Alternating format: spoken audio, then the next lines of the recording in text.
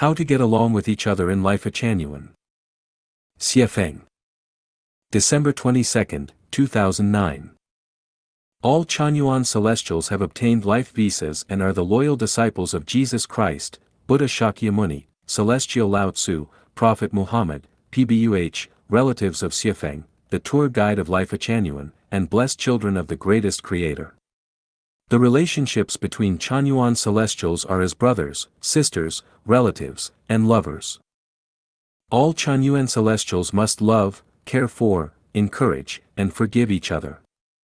They share common beliefs, common values, common hobbies, and a common future. Among these are having no conflicts of interest, no differences of nobility and lowliness, no quarreling or fighting, and no irreconcilable contradictions.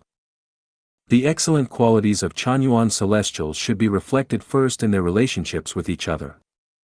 Those who care for and love their brothers and sisters are walking on the way of the greatest creator, adhering to Lifechanyuan values, and respecting the guide. Similarly, those who hurt their brothers and sisters of Lifechanyuan are deviating from the way of the greatest creator, abandoning our values, and hurting the guide. When brothers and sisters encounter difficulties, we must do our best to help them by never turning a blind eye or a deaf ear to them. We must share weal and woe together, and when they are unhappy, we must never gloat or ridicule them, but make them feel loved with warm and passionate words, enlighten them with wise words, let them know that they are not alone, and that we are all with them and care about them. When a brother or sister makes a mistake, we must rally together, not to criticize or bludgeon them, but rather to forgive them and help them to realize their mistake through the salutary influence of education. In the case of their failing to realize their mistake, we must wait patiently and give them opportunities to resolve their issue. If a brother or sister commits a crime unintentionally, no one should ever discriminate, ignore, despise, or monitor them, but forgive them. As long as they remain in our homeland, we must still care for and help them. We use only love to transform them. When brothers and sisters are in poor health, we must give them special life care including the best food in the home, and let them have enough rest, offer more warm and encouraging words to them, and give them all the conveniences they need. When brothers and sisters have special interests or hobbies, we must not deprive them, but respect and encourage them, not restrain them, but understand them, and not deflate or attack them with any excuses, but do our best to support their interests. When brothers and sisters say wrong things accidentally or even hurt another one intentionally, no one should ever attempt a tit-for-tat or combat poison with poison, but forgive them and treat them with an open mind and an open heart. When we encounter disputes and conflicts among ourselves, we must never tie our feelings in knots, nurse our grievances, be indifferent to each other, or hold grudges as strangers. We must learn to forgive. We must never speak words that are insulting, hurtful, caustic, offensive, or undue, but rather ones that are lovable, cozy, humorous, sweet, and tender towards each other. We must never plant thistles and thorns within our own spiritual gardens. When we chat with each other, we must never discuss the mistakes of others. In this homeland, no matter what, where, or under what circumstances we talk, we must always avoid talking about the wrongdoings of other brothers and sisters as much as possible and must never sprinkle salt on their wounds or pour oil on their sparks, but always respect the dignity of everyone and fully protect their privacy. Do not guard against, monitor, supervise, or track and investigate your brothers and sisters. Do not speculate in your own heart about their thoughts and feelings, do not compete with them for anything, and do not argue, scold, or beat them, and do not take them to court. We would rather be bullied or hurt by our own brothers and sisters than bully or hurt them. We would rather believe them absolutely than doubt them at all. In any difficult or hard situation, we should surrender our way of life to any of them and leave death to ourselves. Chanyuan celestials are virtuous people who are free from vulgar tastes, extraordinary people with open minds, people who are going to heaven without nostalgia for the mortal world, people who understand the value and meaning of human life and treat their life journey with a game spirit. People who know the secrets of life and understand the priority of life so as to improve and perfect their non-material structures until they finally achieve the status of celestial beings.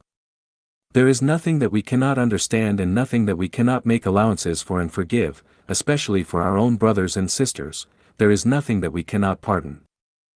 All Chanyuan celestials are relatives of Xiefeng, and I will be glad when you love, care for, and get along well with each other. I will be sad if you hurt, dispute with, or estrange each other. Let us follow firmly the way of the greatest creator as guided by Jesus Christ, Buddha Sakyamuni, Celestial Lao Tzu, Prophet Muhammad, PBUH, and the great leader, Mao Zedong. Let us make unremitting and unswerving efforts to climb to the highest levels of life and life. Let us march together happily, joyfully, and harmoniously to the Celestial Islands continent. Humanity's most ideal life has been born on Earth for over a decade. Xiefeng. July 11, 2023. Translation edited by Chinyu. Let me describe this kind of life, so you can see if it is the most ideal life for humanity. No one pays you a salary, bonus, or benefits. You have nothing, yet you immerse in happiness every day, no longer worrying about the necessities of life. No one supervises you, everything is up to you. Yet, every day, you willingly create, give, and contribute, finding your greatest joy in doing so. No worries about unemployment or the necessities of life, risks are shared, and resources are shared. There are no internal laws to constrain you, no rules or regulations to restrict you, everything is voluntary. Yet, life is lived in a tranquil ease, and people interact in a peaceful and harmonious manner. There's no conflict, let alone competition or contention. No marriages, no families, so there's no worry about caring for the elderly or raising children. Tedious household chores disappear, and complex interpersonal relationships vanish. A rich and varied sexual life without the need to invest time, energy, or money in maintaining specific romantic relationships. No corruption, theft, gambling, or drugs, only love pervades the space. There's no manager above your free will, only values and programs are at work, values managing, and programs maintaining. Just be yourself, no need to scheme for interpersonal relationships. No lazy people, everyone is striving to achieve the highest quality. Use the resources within the scope of supply as much as you want. There is no designated person responsible for distributing the fruits of labor. Everyone's freedom and security are paramount. No interference in your freedom, no neglect of your safety. If anyone encroaches on others' freedom, threatens or harms others' safety, the program will expel them from the living circle.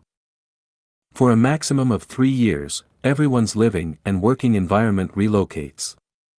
From place A to place B, then from place C to place D, and so on, indefinitely. Traditional customs of treating and giving gifts disappear. No need for anyone to establish special relationships. Holidays related to religion, political parties, or nations all vanish. No celebrations of birthdays, but cultural and entertainment activities are abundant. Sick individuals may receive care, but not pity or sympathy, as the basis for falling ill no longer exists. Why even fall ill? End-of-life care is meticulous, and everyone will die with dignity. Everyone is a labor creator. White-collar workers who are purely exempt from physical labor account for less than 1%. The wealth gap is nearly zero.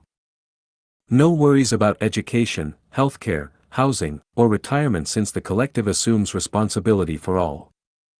The aforementioned ideal lifestyle can be partially realized in any part of the world or integrated on a global scale, but it cannot be fully unfolded. For some individuals, this way of life is undesirable. Those deeply entrenched in pursuits of power, wealth, and social status, aiming to live lives that evoke envy and jealousy, find this ideal life appalling. It needs to be vigilantly guarded against, prevented, suppressed, and eradicated. This ideal life has existed on Earth for over a decade. Therefore, it is not just a paper theory or an imaginary concept, it's a living reality. Do you think there is a more ideal way of life? If so, please enlighten us.